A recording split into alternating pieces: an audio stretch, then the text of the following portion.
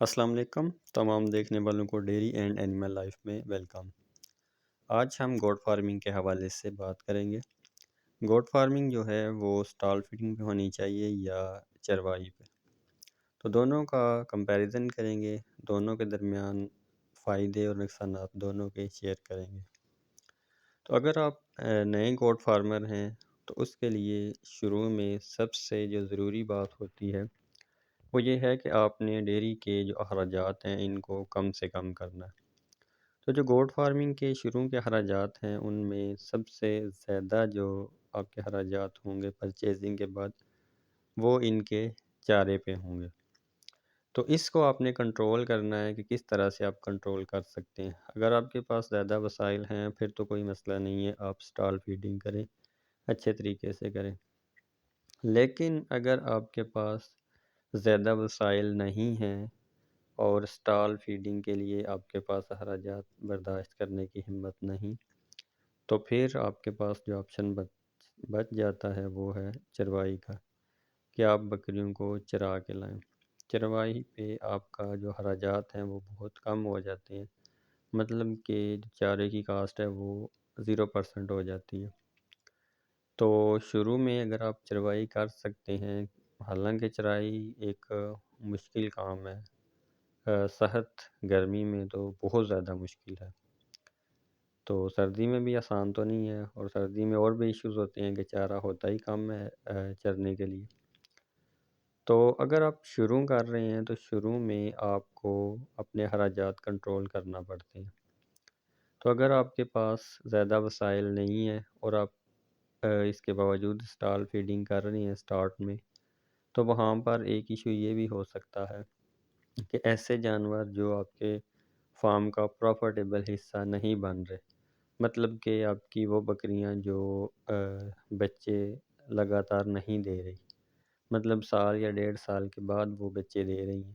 تو وہ آپ کے لیے نقصان دہ ثابت ہو سکتی ہیں، کہ جن کو آپ 1 سال 1.5 سال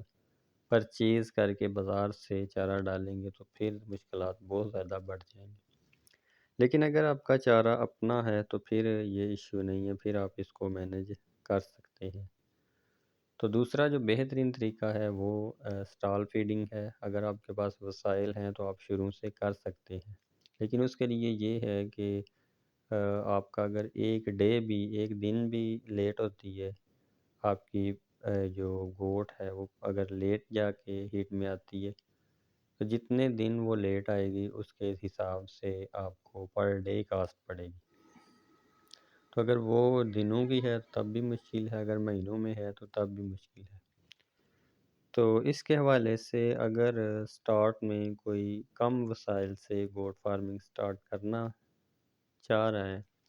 تو کم از کم 1 سال چروائی کرنا پڑے گی،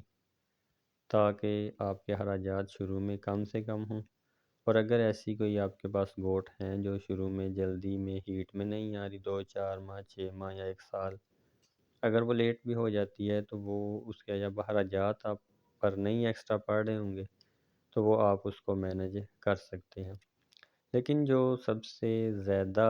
امپورٹنٹ بات ہے چروائی کے حوالے سے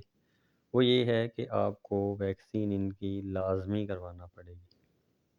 خاص طور پہ جو PPR ہے اس کے جو ویکسین ہے وہ لازمی کروائیں،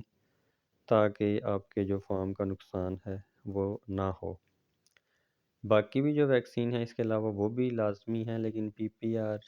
کی جو ڈیتھ ریٹ ہے بہت زیادہ ہے، تو یہ پورے کا پورا فارم جو ہے وہی ختم ہو جاتا ہے۔ تو چروائی پہ PPR کے اٹیک کے چانس بہت زیادہ ہوتے ہیں as compare to stall feeding. Stall feeding پہ اگر ہم کنٹرول کر لیں گے اس کو، مطلب کہ جو گوٹ ہیں وہاں پہ کسی کا آنا جانا بند ہو جائے گا مکمل طور پہ،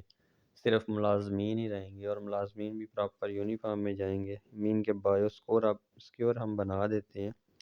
تو یہ سارے جو ایشوز ہیں وہ ختم ہو جاتے ہیں۔ امید ہے آپ کو یہ ویڈیو اچھی لگے۔